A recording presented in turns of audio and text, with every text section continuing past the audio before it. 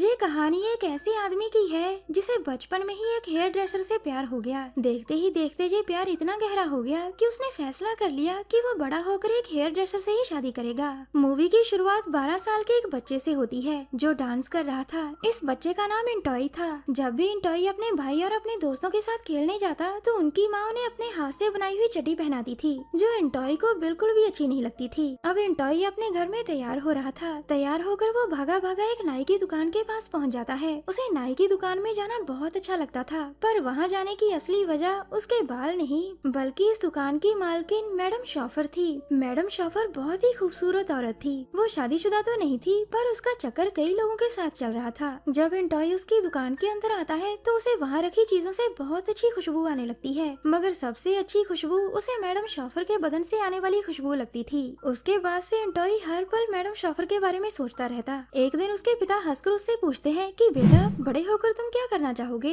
तो इंटॉय उनसे कहता है कि मैं बड़ा होकर एक हेयर ड्रेसर से शादी करूंगा। ये सुनकर उसके पिता को गुस्सा आ जाता है और वो गुस्से में इंटॉय को थप्पड़ मार देते हैं, जिसके बाद इंटॉय अपने आप को एक कमरे में बंद कर लेता है। उसका ये आंदोलन काम कर जाता है और उसके माता पिता उसे अपनी मनमर्जी करने की परमिशन दे देते हैं। एक दिन मैडम शॉफर की अचानक सुसाइड करने से मौत हो जाती है, जिसके बाद इंटॉय बहुत उदास हो जाता है। बड़े होने पर इंटॉय को एक खूबसूरत हेयर ड्रेसर मटेला मिल जाती है, जिसे सिर्फ देखने के लिए लोग उसकी दुकान पर आया करते थे। 8 से 10 साल पहले मटेला यही इसी दुकान में काम किया करती थी, मगर दुकान के मालिक ने रिटायर होने से पहले अपनी दुकान मटेला के नाम कर दी, क्योंकि वो उसकी सबसे भरोसेमंद एम्प्लॉय थी। मगर दूसरी लड़कियों को इस बात से जलन होने लगी और अब मटेला अकेली ही पूरी दुकान को संभाल रही थी। एंटॉय की मुलाकात मटेला से उस समय हुई थी जब वो अकेली रह गई थी। मटेला को एंटॉय में कोई दिलचस्पी नहीं थी, मगर एंटॉय को वो बहुत अच्छी लगती थी। एंटॉय के पिता ने उसे सिखाया था कि जिस तरह खेल के मैदान में कभी हार नहीं मानी जाती, उसी तरह हमें जिंदगी में भी कभी हार नहीं माननी चाहिए। मैडम शॉफर के मरने के बाद एंटॉय को पहली बार किसी और हेयर ड्रेसर से प्यार हुआ था, इसलिए वो इस मौके को अपने हाथ से जाने नहीं देना चाहता था। एक दिन हिम्मत कर वो मटेला के पास जाता है, लेकिन दुकान के अंदर आते ही वो घबरा जाता है। मटेला को देख उसे अपने पहले प्यार मैडम शॉफर की याद आने लगती है। जब मटेला उसके बाल काट रही थी तो वो अचानक उसे कह देता है कि मैं तुमसे शादी करना चाहता हूँ, जिस पर मटेला उसे कोई जवाब नहीं देती और एंटॉय भी उससे माफी मांगकर वहाँ से चला जाता है। अब एंटॉय रोज रात को मटेला के घर के बाहर बैठकर उसे देखता रहता। 3 हफ्तों के बाद एंटॉय फिर से मटेला के पास आता है और अपने बाल कटवाने लगता है, मगर मटेला उसे देखकर ऐसे बर्ताव कर रही थी कि जैसे वो उसे पहले कभी न मिली हो।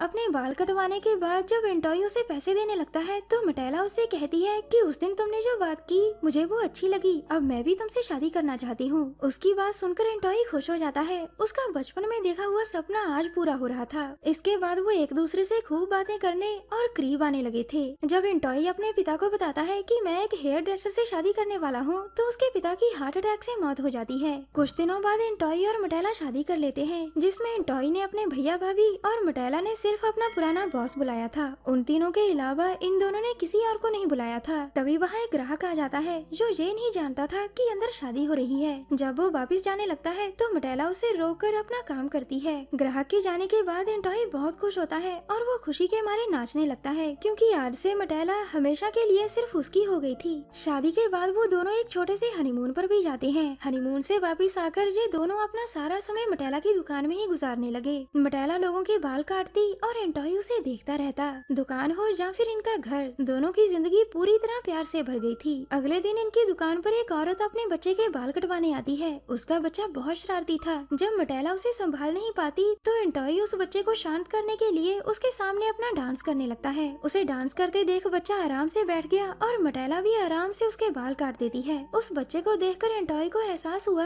कि वो और मटेला कभी बच्चे पैदा नहीं करेंगे। इसकी एक वजह और थी, और वो वजह ये थी कि बच्चे पैदा करने के बाद मटेला मोटी हो सकती थी, जो एंटॉय बिल्कुल नहीं चाहता था। मटेला के मन में भी डर था कि एक दिन ऐसा आएगा जब एंटॉय उससे प्यार नहीं करेगा, मगर एंटॉय उसके इस डर को दूर करने की कोशिश करता है। वो उससे और भी ज्यादा प्यार करने लगा था। अब मटेला का हर पल एक हसीन सपने की तरह गुजरने लगा था। हर पल एक दूसरे के साथ रहने पर इनका प्यार कम नहीं हुआ, बल्कि दिन ब दिन बढ़ता ही चला गया। ऐसे ही 10 साल बीत जाते हैं और अब तक इनका सिर्फ एक बार ही झगड़ा हुआ था, और वो भी एक छोटी सी बात पर। इस झगड़े के अलावा इन दोनों के बीच और कोई प्रॉब्लम नहीं थी। ये झगड़ा भी ये दोनों जल्द ही निपटा लेते हैं और एक दूसरे को सॉरी बोल देते हैं। अब वो दोनों खूब दारू पीते हैं और ढेर सारी प्यार भरी बातें करते हैं। दोनों एक दूसरे से प्यार कर झगड़े की भरपाई भी कर लेते हैं। इसी बीच मटेला कहती है कि हम दोनों को सिर्फ मौत ही अलग कर सकती है। है जो छोटे मोटे झगड़े नहीं। अगले दिन इनकी दुकान पर एक आदमी आता है जो मटेला का रेगुलर ग्राहक था। एंटॉय के पूछने पर वो उन्हें बताता है कि मेरी बीवी मुझे छोड़कर चली गई, जिसके बाद से मेरे तीनों बच्चे बीमार रहने लगे हैं क्योंकि उन्हें अपनी माँ चाहिए। अपनी दुख भरी कहानी सुनाकर वो वहाँ से जाने लगता है क्योंकि वो तो यहाँ सिर्फ अपना मन हल्का करने आया था। कुछ देर बाद मटेला और एंटॉय मटेला के पुराने बॉस से मिलने आते हैं जो एक वृद्ध आश्रम में रह रहा था। वो यहाँ खुश नहीं था क्योंकि वो अच्छी तरह से जानता है कि उसके आखिरी दिनों में उसके आसपास सिर्फ सुस्त लोग ही दिखने वाले हैं। इस आश्रम में बहुत सारे लोग थे पर फिर भी उन सबके बीच मटेला के बॉस को अकेलापन महसूस हो रहा था। उनसे मिलकर वो दोनों अपनी दुकान में आते हैं और रोजमर्रा की तरह अपने कामों में लग जाते हैं। एंटॉय को वो पल सबसे ज्यादा अच्छे लगते थे